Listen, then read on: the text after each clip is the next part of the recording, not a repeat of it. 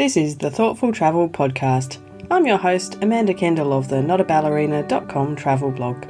Every episode I'll share travel tales from several fellow travel lovers, and together we hope to entertain and inspire you, remind you of some of your own great travel experiences, and encourage you to hit the road again soon.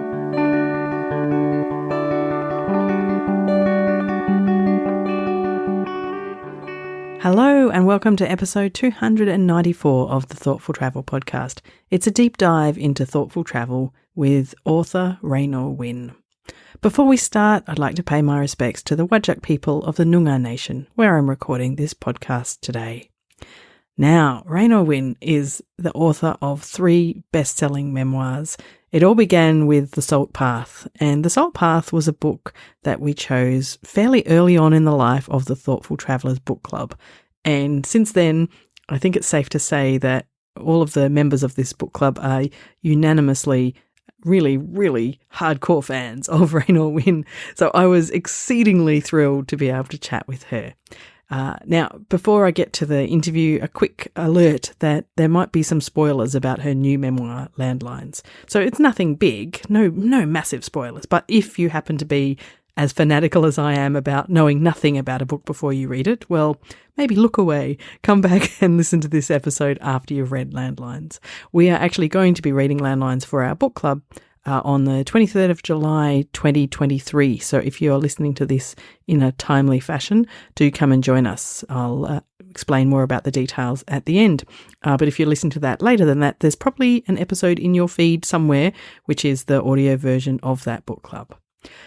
Anyway, when I knew I was going to have the chance to speak with Ray, I asked a handful of people from the Thoughtful Travellers Book Club, who I knew were hardcore fans like me, for their ideas about questions I should ask. One of them was my good friend and long-time listener, Pam. And Pam has also done some amazing stuff like Raynor, like trekking to Everest Base Camp for her 60th birthday after having no real experience of hiking. Pam told me that she has a quote written in her journal from Raynor's second book, The Wild Silence. It's written in there because she related to it so strongly. And so our interview began with this quote. The strong, fearless person who had finished the path had got lost somewhere. And she said that really resonated. She'd achieved this, massive thing, getting to Everest Base Camp, and then she came home and it's really easy to slip back into the way you were. She became indecisive and insecure, she said. And so she wondered what you thought about this. I think I really felt that when we'd finished walking the coast path and I found myself living in a village. I couldn't understand why I was feeling so agitated and couldn't sleep, couldn't settle. It was a really difficult time. I think it took me a while to realise, and it was actually only after spending nights getting up in the middle of the night and walking out onto the coast path in the middle of the night that I actually realised that I was missing that complete sense of freedom and harmony that I'd found when we were walking. And I only sort of really came to understand that when I put the tent up in the bedroom and slept in the tent. And suddenly I felt like I could relax and like I was just back to something of the person I'd been when I was on the path. But I think it's really easy when you come back into ordinary life for the everyday stuff to just wash over you. And that incredible sense of being a much stronger, more capable person that you feel when you're walking a huge long distance.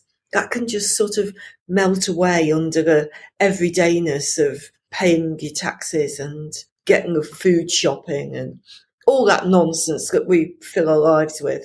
Yeah. It can very easily suffocate the path. So I have to keep getting a top up. Yes. Have you found any other ways to have like mini top ups during, you can't always be going on 100 kilometre or 1,000 kilometre walks, can you? So no, but 2 or 3 days out in a wild place and that's it. It's okay. It keeps me connected, which is gets you through those busier times. Yeah. It's interesting, isn't it? I know that it's kind of a form of reverse culture shock, I think. And I know I've lived away from Australia in, different cultures. And when I've come back to Australia, I have that same, it's too normal, it's too everyday, and I find it difficult. And it's really difficult. Nothing fits. It's just awkward. It's like you become some other person and you don't quite fit in that everydayness. And I think you never will again, actually. No. You have to sort of keep something of that wild within yourself, I think. Yeah. I mean, I can tell from reading your books you are forever changed by these experiences. And having just read Yes. Landlines, further changed each time you do something enormous like this. Yeah. Each time it takes you to another level that you didn't know quite existed, but you find something else every time. It's pretty magical. One of my other listeners, Joan, she's English, and she was the one who first suggested reading The Salt Path for our Thoughtful Travellers book club. It was before, word of your books had really reached Australia. We needed, some word from the homeland. And so she wanted to ask you a question too. And she was particularly taken by the people that you met on your long walks. And so Joan asks, she said, you're really good at describing the connections you had with people on your travels. And can you talk about how important making connections is, especially as a hiker or traveller? I think it really is because you share so much with other hikers on the path. As she says, I do talk about meetings and conversations with other people quite a lot. But when you're on a small path, a narrow path through the countryside, you inevitably have a conversation with the people you pass. It may just be hello, but quite often people want to stop and talk about something more. I think there's a strange sort of openness to people when they're out in the natural world, when they're walking, especially if they're doing a longer walk, an openness that you don't see in ordinary everyday life. And people are really quite willing to share quite intimate thoughts with complete strangers. And I find that really quite interesting. The natural world allows people to connect with each other in a really more meaningful way than we normally encounter. But I think especially in Landlines, I was talking about connections between people quite a lot and about borders, boundaries, and the way that we separate ourselves from each other. But the way the land can bring us together. And looking at the way actually those paths that I was walking over were a sort of connection to everybody else who's walked that path, a connection to not only to the land, but to the energy somehow that's been left behind by the many people who've passed that way. So it's almost like a timeline, so through generations of people in a way. So I think connections when you're walking, it's important in so many different ways. Yeah, and I guess the people that you are likely to meet are likely to be like-minded people, even if they're, a completely different generation or different nationalities. But if you are, you have that important thing in common of hiking a long path, you've got something that's, really special in common to start with, haven't you? That's right. There's always that thing that connects you. You're out there together in this wild, remote place sometimes. So that in itself is a connection that jumps over other boundaries, other barriers that might otherwise stop you having any communication with that person at all. So yes, it breaks down barriers, I think, between people, and that's always a good thing. Yeah, it's lovely. When you speak about the landlines and the timelines, it seems to me, it reminds me a lot of the Australian Aboriginal people's song lines, which are, like kind of imaginary pathways across Australia where they would typically walk, tell Dreamtime stories, and these song lines kind of connect all the different countries within, Australian Indigenous lands, which... Yeah, that's where the title came from. It came from, whilst I was walking, I was thinking about Bruce Chatwin's book, Songlines, and about that Aboriginal connection to the land through song, through the idea of that knowledge of the land being able to be passed through generations, and thinking that in Britain, we don't have that. We don't have that sort of heritage of connection to the land that we could pass on as a knowledge to another generation. But then as I was walking on those paths, I thought, actually we have, because they're right here. They're these paths that we're walking on. And this country, it's crisscrossed with an absolute myriad of footpaths. And they are like just lines of connection where we have beaten this path into the land, but left, as I was saying before, left sort of a trace of ourselves behind. Yeah. And And it's an absolute connection to the land, to generations that have gone before us.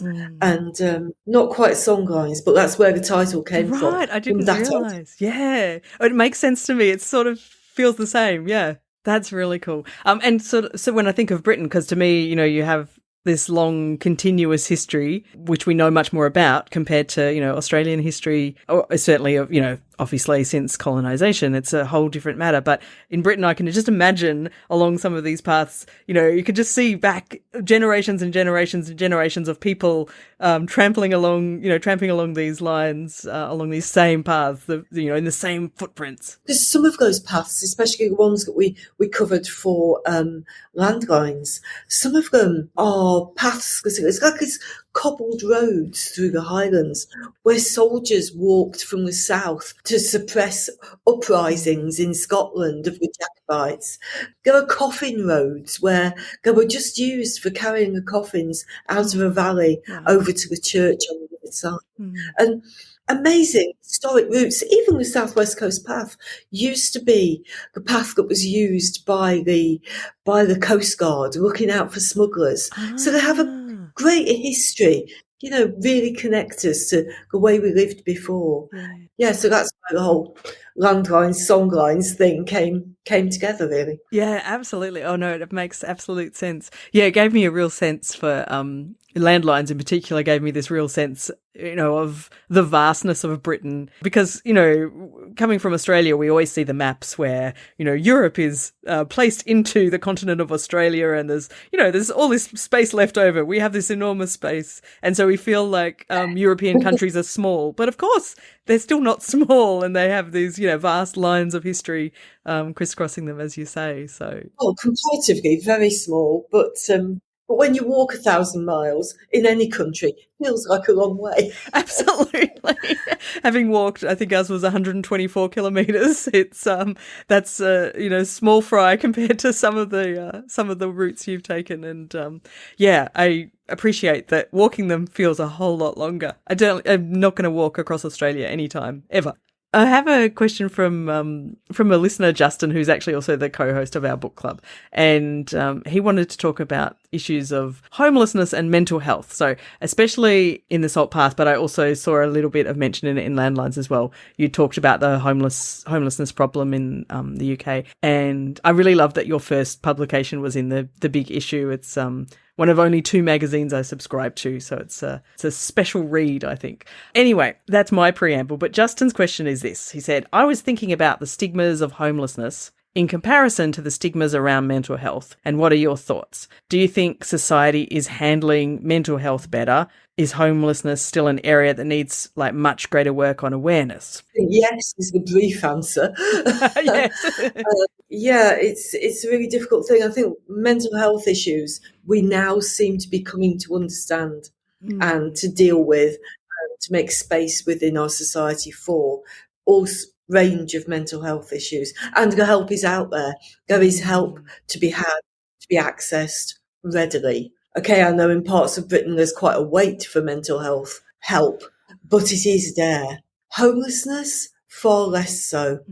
It's still a very stigmatised and difficult subject, especially, I don't know how it is in your country, but here we don't even seem to be able to be honest about the numbers. We have this weird counting system that tells us that we only have 4,000 rough sleepers in the country. Wow. If that's the case, I've probably met most of them. Yeah, exactly.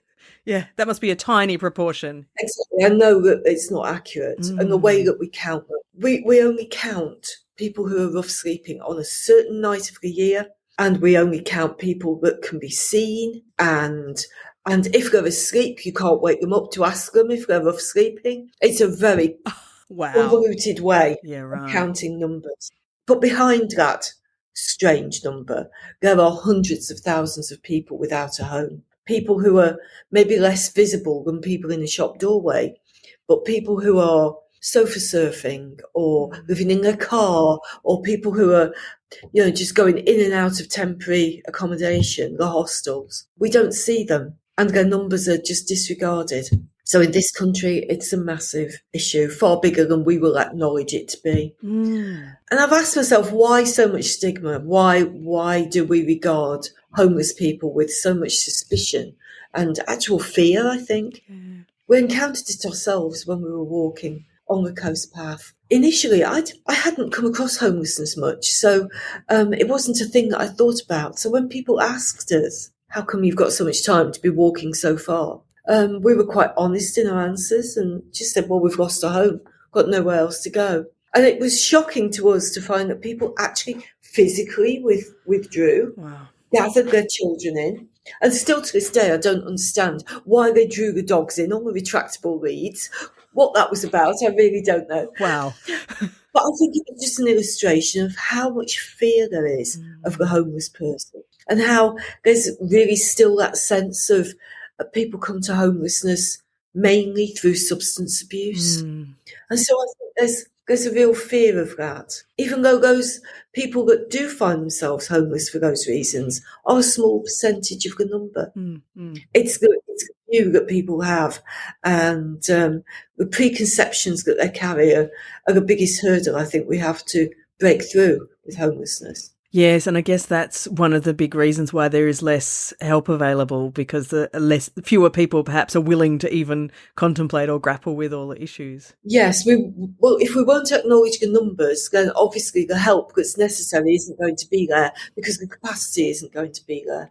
Yeah. But then as well, there's that huge underlying idea that it's their own fault. They've come to it through their own bad life choice. That might be the case, but everybody still deserves treating as an individual, not as a statistic. Yeah, and very often it's not the case. I know here that one of the biggest the growth in numbers of homeless people are women in their 50s who typically have been divorced and left with nothing, no family support, and perhaps they've not worked much, no pension or superannuation as we have here. Yeah, really, we have no choice but to live on the streets, and I find it hard to. I mean, I think whoever is living on the streets is generally not doing it out of choice, and whether it's a combination of life choices or circumstance, or in some way the system has failed them, really, hasn't it? Yes, it has. And that is just exactly the point. Everybody who's homeless comes to it through their own life story,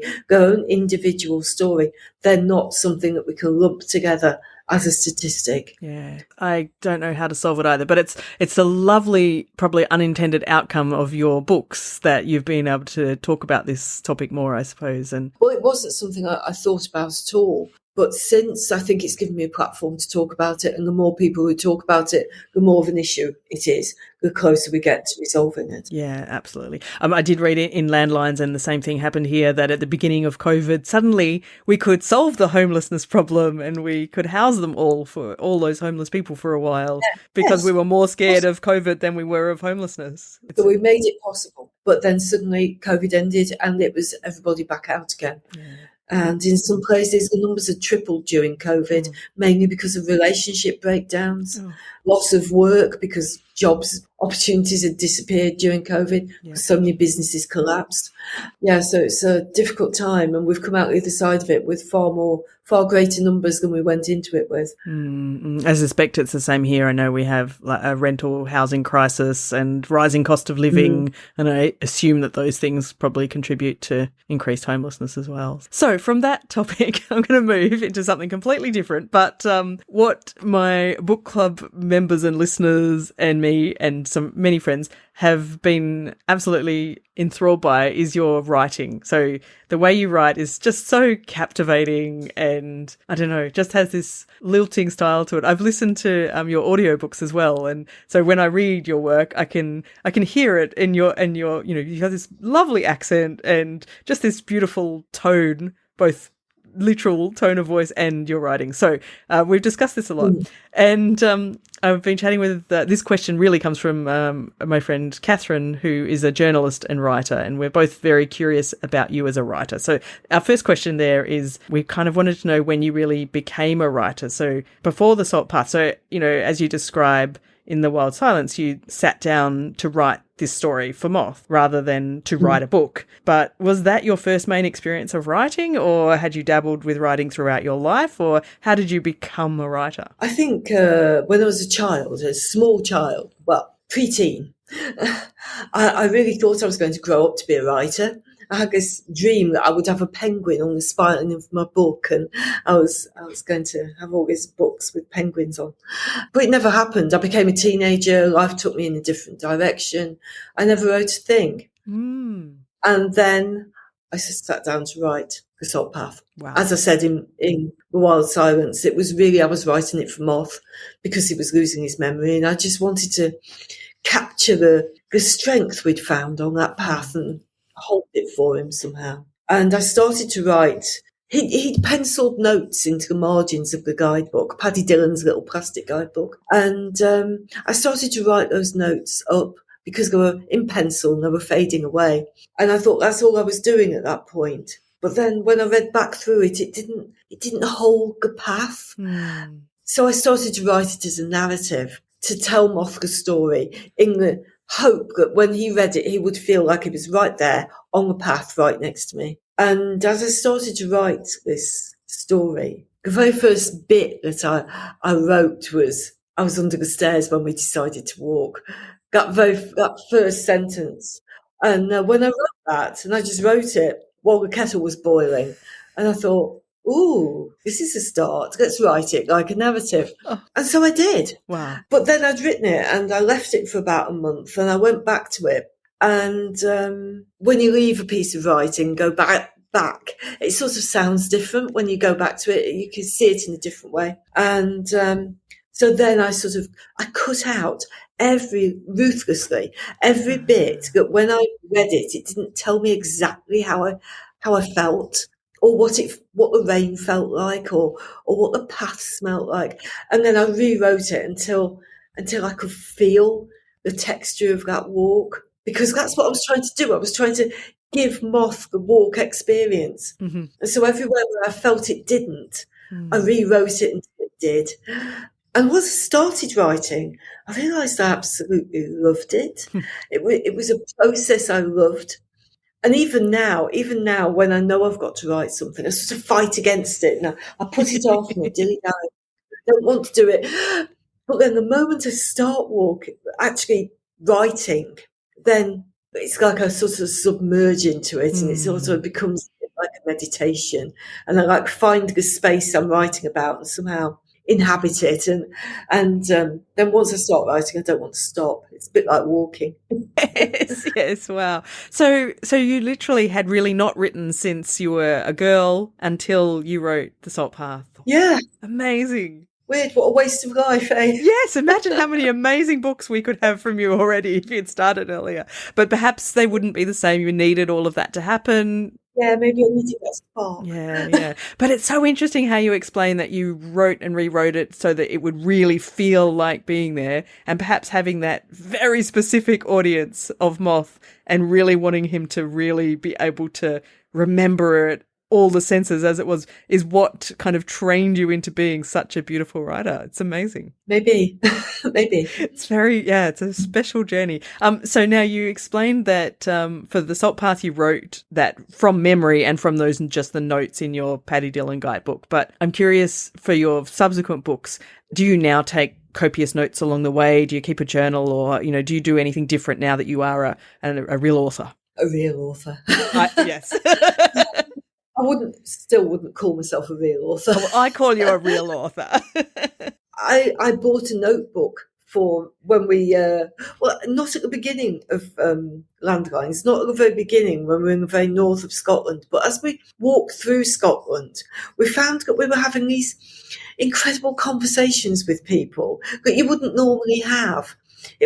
We were in that strange time. We'd just come out of lockdown.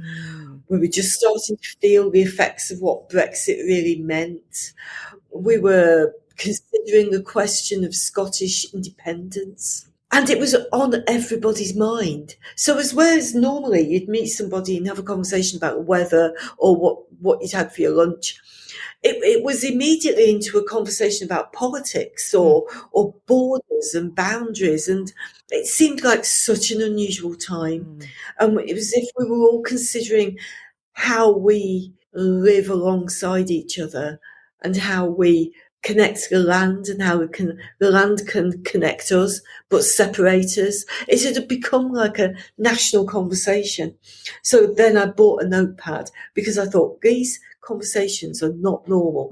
And I started to record them. There were many, many more that didn't make it into the book because I'd gone well over my word count. So I pared it right back.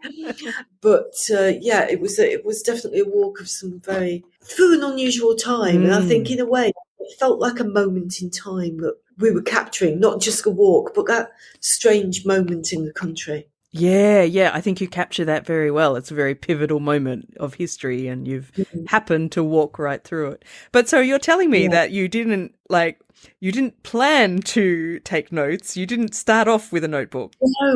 No, because when we went to Scotland, the north of Scotland, we were going at a moment when Moth's health had declined to its worst possible point so far, really.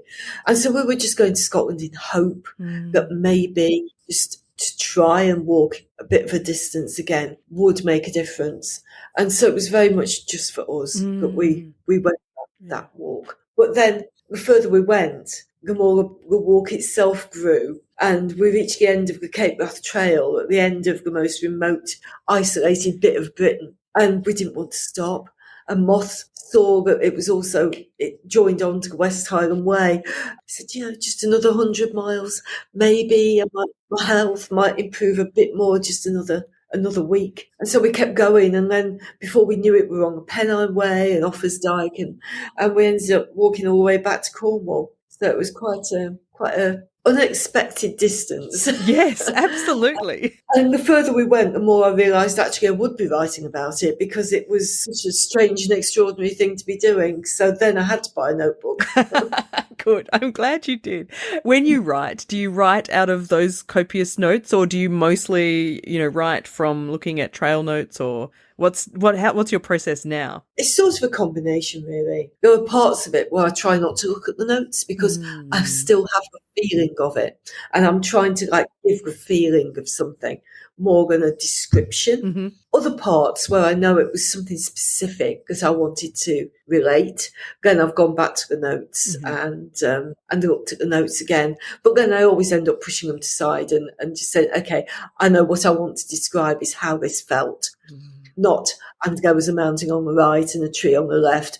That's not how I write. I try to just give a feeling of it. I mean, the West Highland Way, I could have described that very literally as the landscape that we were passing through. But we've met so many people on that path. It was such a gregarious path. Felt almost sometimes like a party on the path. And so I tried to describe that sense of the personality of the path, the character of it, rather than its physical landscape.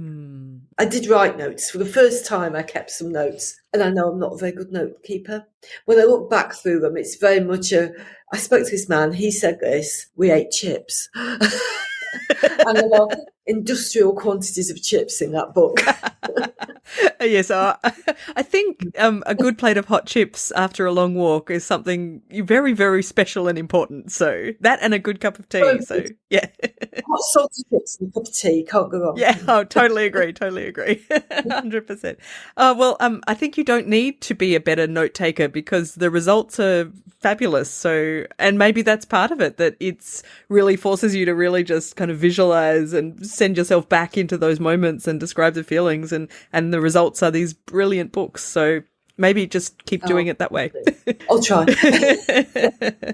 Now, my last question is, we often talk about, things we've learnt from traveling because, I believe that travel teaches us so much whenever we have that privilege to leave home, that we learn a lot from it. And I think it's important because, we want to take advantage of that privilege. So I was wondering if you could tell me maybe the one or two most important things you have learned from traveling. Yeah, on a really basic level, I'll never leave home without a packet of blister plasters.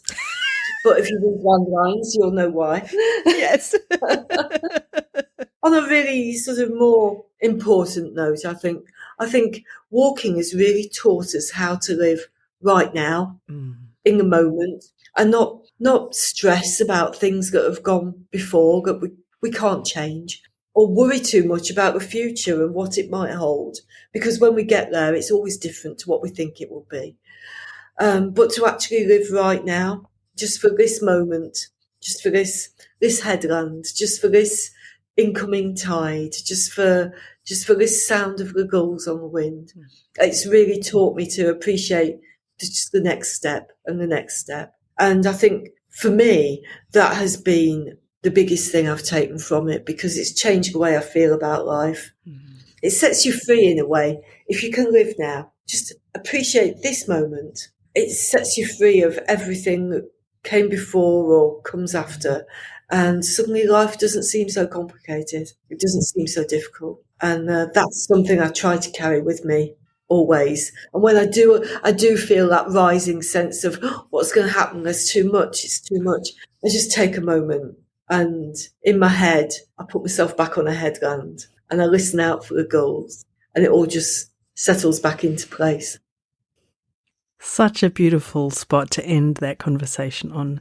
I can imagine that Ray's life has had a lot of pretty hectic moments over the last few years.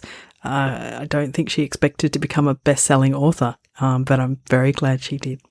So thank you so much for listening to this episode of the Thoughtful Travel Podcast. If you're curious about our book club, just look up our Facebook group for Thoughtful Travellers. We run it through there. You might need to search inside the group for mentions of the book club, but it should be pretty easy to find us. That Facebook group, just search for Thoughtful Travellers inside Facebook or look it up on our show notes. Similarly, we have a LinkedIn group for Thoughtful Travellers, and you can find that at notaballerina.com/LinkedIn, or also on the show notes. And for this episode, they are at notaballerina.com/294. As always, thank you so much for listening. This has been another episode of the Thoughtful Travel Podcast. Show notes and other information are at notaballerina.com/podcast. Join me again soon for another chat about why we travel. Bye for now.